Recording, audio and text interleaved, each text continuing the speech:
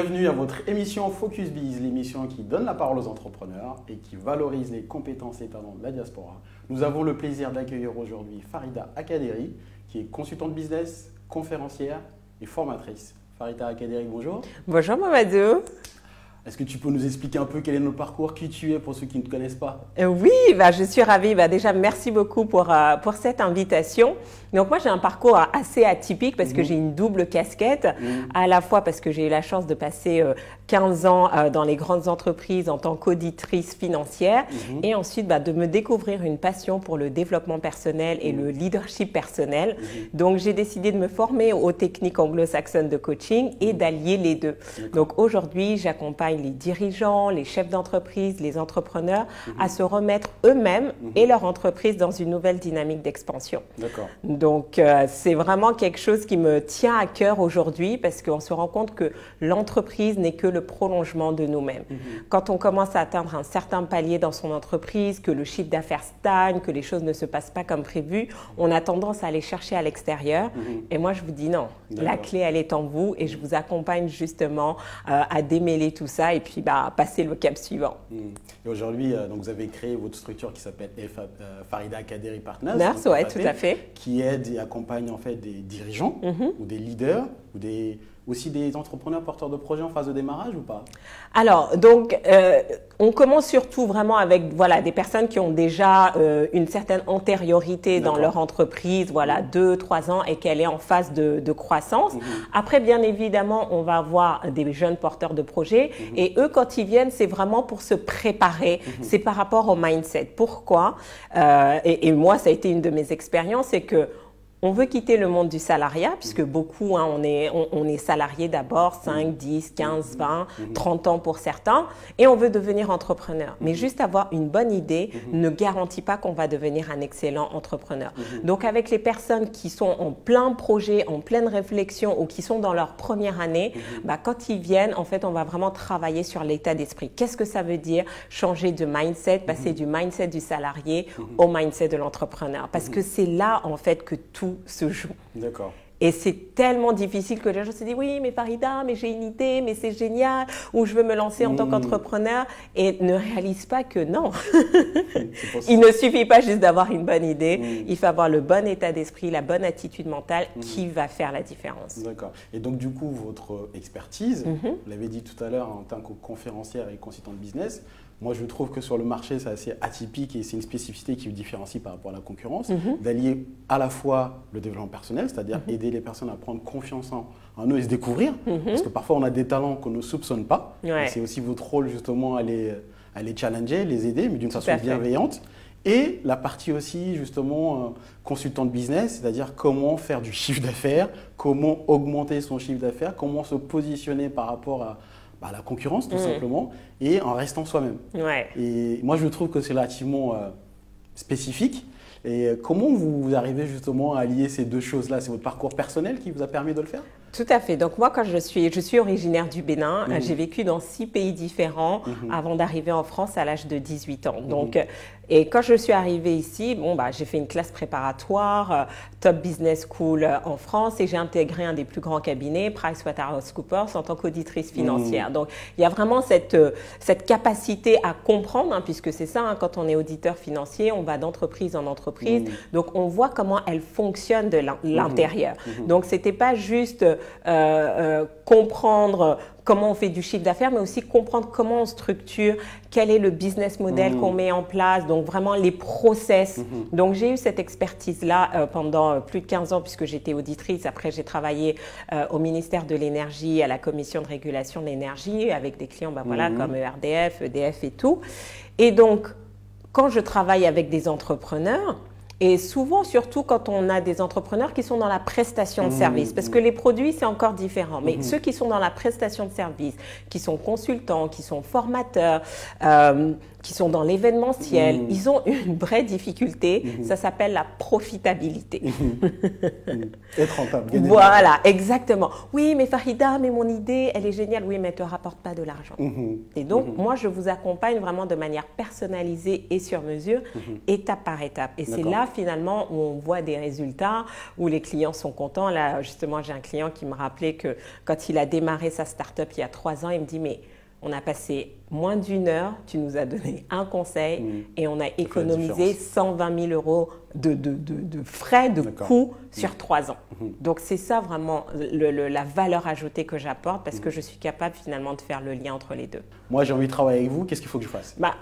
Ce que je fais toujours, un diagnostic, un premier audit parce que c'est important que je comprenne bien votre business et que je m'assure que je peux vous accompagner là où vous avez envie d'aller. D'accord. Et puis également, il faut qu'il y ait un feeling. Parce que derrière, je vais vous challenger.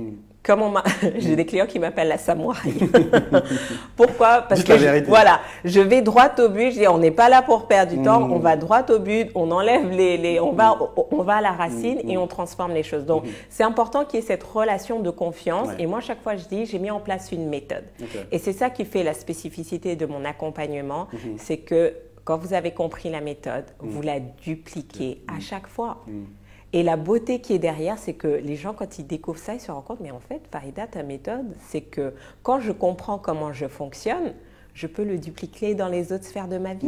Et c'est comme ça que j'ai des clients qui sont venus pour une problématique business.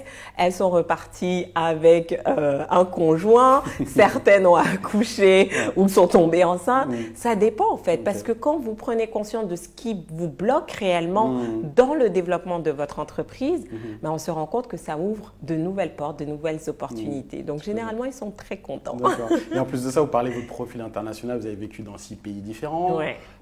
En Afrique, en Europe, et vous allez régulièrement aux États-Unis parce que moi je pars du principe, je ne suis pas le seul je pense, en tant qu'entrepreneur, ce qui est important c'est de trouver les bonnes personnes qui peuvent nous aider, c'est-à-dire s'entourer des meilleurs. Qui dit s'entourer des meilleurs, c'est avoir des mentors, parce qu'on ne découvre pas tout, il y a des personnes qui ont déjà vécu, qui ont déjà eu le business, peut-être que nous-mêmes on a l'idée, donc on gagne plus de temps à y aller. Et chaque année vous allez aux États-Unis, pourquoi? Même plusieurs fois par an. Là cette année, j'ai déjà fait 3 voyages cette année, mais c'est ça en fait. C'est, comment dire, pourquoi réinventer la roue? Tout ce que vous voulez faire, quelles que soient les idées de business que vous avez, des gens sont passés par là. Et donc, pourquoi les États-Unis? Parce que j'ai pris conscience que finalement, chez les anglo-saxons, ils étaient beaucoup plus décomplexés par rapport à la réussite, par rapport à l'argent.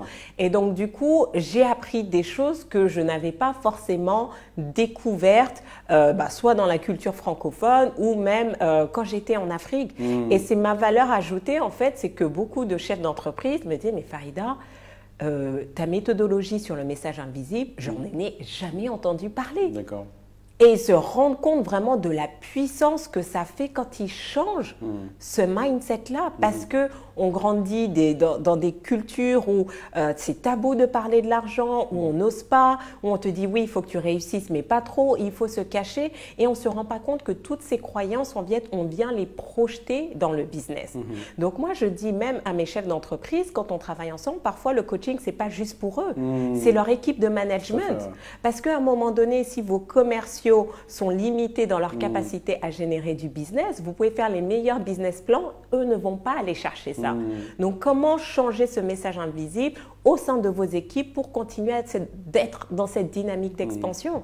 Mais ça, je l'ai découvert aux États-Unis, donc du coup, j'y vais régulièrement et toutes les techniques, toutes les stratégies que j'apporte, je les emmène à mes clients et ils voient les résultats, mais de manière instantanée. Et dans la continuité en plus de vos expériences aux États-Unis, les rencontres, les mentors que vous avez pu rencontrer, vous avez organisé récemment un événement qui s'appelle Weekend United Conference, donc à Paris. À Paris, oui. C'était une conférence qui est donc conférence internationale sur le leadership, et vraiment pour moi c'était un énorme plaisir d'organiser ça à Paris, puisque j'ai eu la chance d'avoir vraiment des personnalités extraordinaires.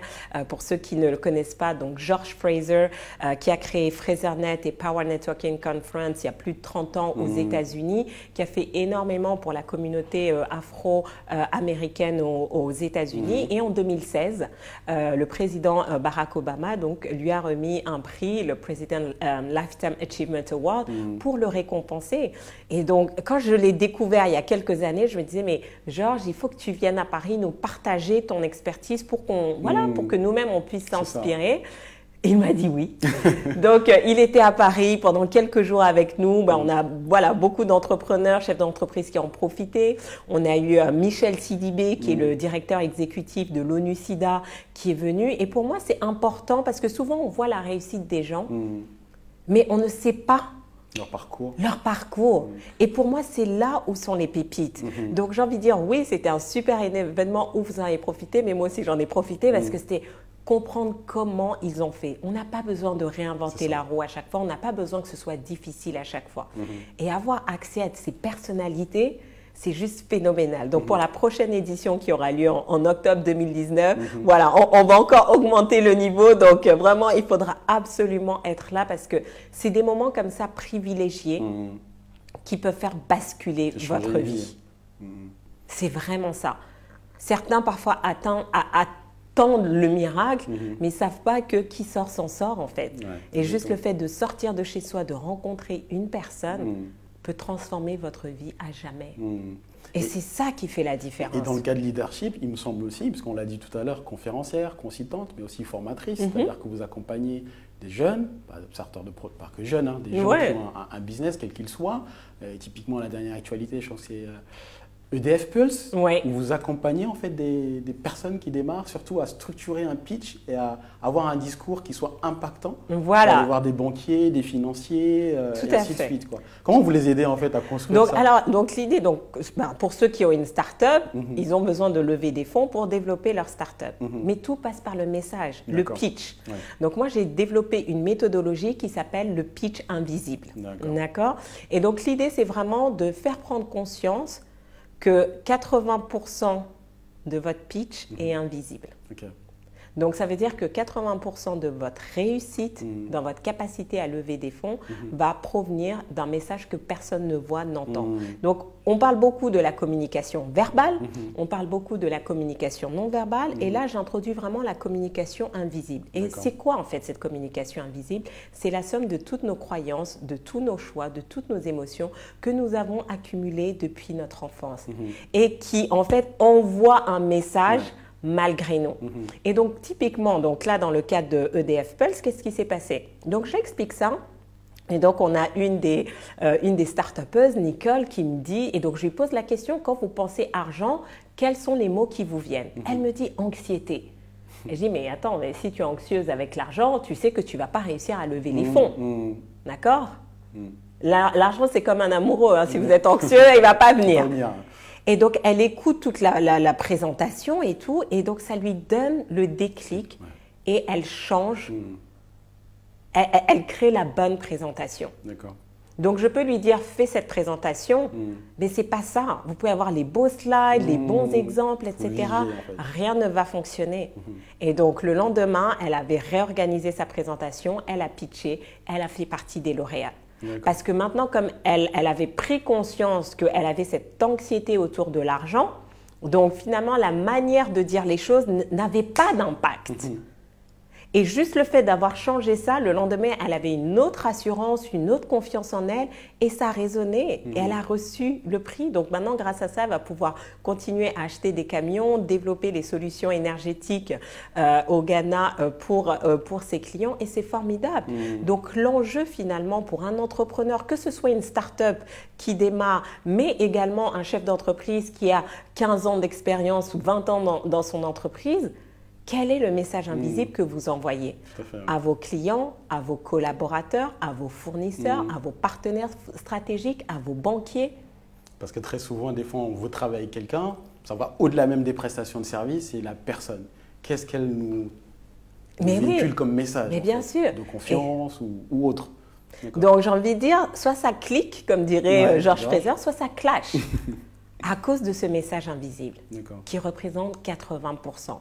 Donc aujourd'hui, je vous apprends littéralement, étape par étape, à prendre conscience de votre message invisible et surtout à le transformer. Merci encore. C'était Focus Biz, l'émission qui donne la parole aux entrepreneurs. Nous avons eu le plaisir d'accueillir Farida Kaderi et on se retrouve à très vite. Merci.